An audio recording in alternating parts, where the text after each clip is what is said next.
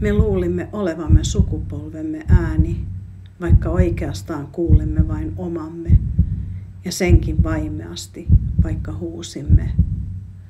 Me olimme sukupolvi, joka hymyili tottelevaisesti aamun lehden sivuilla, käsi ylhäällä, kun käskettiin. Politiikka oli meistä kähmintää, suurin osa meistä ei välittänyt paskaakaan. Meitä ei pelottanut syödä lihaa, eikä omenaviini ehtoollinen tahrannut meitä.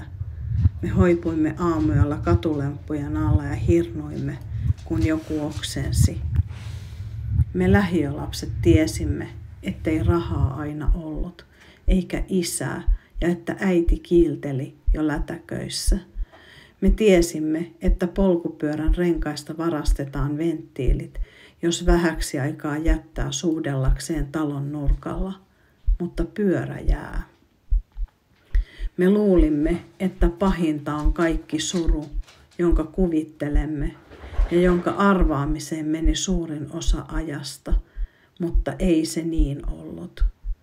Kun me ensin laskimme kätemme ja sitten katsoimme hämmentyneinä ympärillemme, ja kun lähtijät olivat polkeneet pois ihan kaikki viimeistäkin sukulinjaa myöten, me vasta tunsimme maailman kopeloivat kädet viattomalla päälailla, ja siitä se vasta alkoi. Tankkerit lähtivät liikkeelle, tuli häpeä siitä, minkä luulimme olleen liikaa.